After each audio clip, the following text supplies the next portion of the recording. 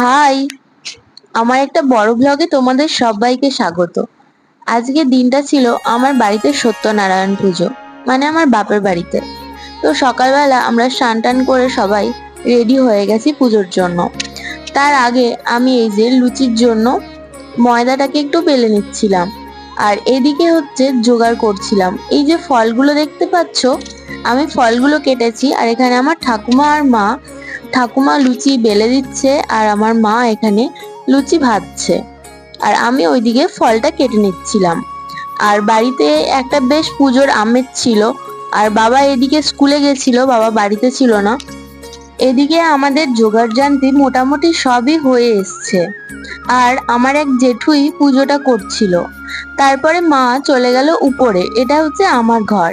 তারপরে এই যে জেঠু ঠাকুর নিয়ে চলে এসছে, মানে সত্যনারায়ণকে নিয়ে চলে এসছে। আর আমার ঘরেই পুজোটা হয়েছিল, যেহেতু একটু বড় ছিল ঘরটা, তার জন্য। এদিকে মা জেঠুকে সব হাতে হাতে এগিয়ে দিচ্ছে। আস্তে আস্তে বাড়িতে অনেকজনই চলে এসেছিল পুজো দেখার জন্য।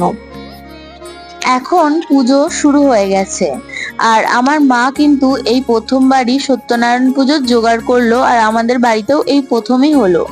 তাই সবার কাছেই একটা নতুন এক্সপেরিয়েন্সও ছিল।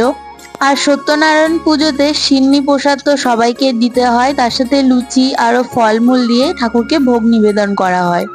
পাড়াতে মোটামুটি সবাই আমাদের বাড়িতে চলে এসছে, যাদের যাদের বলা হয়েছিল। তারপরে পুজো এখানে শেষ হয়ে গেল, আর ঠাকুরকে যে বেদির ওপর বসানো ছিল সেটা জেঠু মায়ের হাতে তুলে দিল, মানে ওই ঘরটা এখন 8 দিন রাখতে হবে।